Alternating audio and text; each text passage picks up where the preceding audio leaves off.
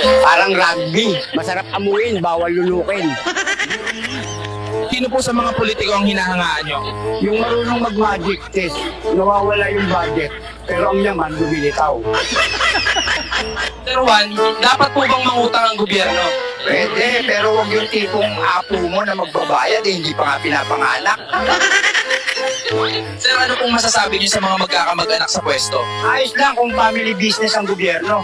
Kaso public service yan, hindi family reunion. Sir Juan, anong kulay po ang sinusuportahan nyo? Wala. Kasi kahit anong kulay ng politiko, madilim pa rin future ko. Sir Juan, dapat po bang pumasok ang kabataan sa politika? Oo, basta di sila tulad ko, adik, sabog at bungal. Dapat may ngipin ang prinsipyo. Sir, anong mensahe nyo sa mga politiko? Huwag puro salita, kasi kahit ako, sabog na, napapagod ng makinig.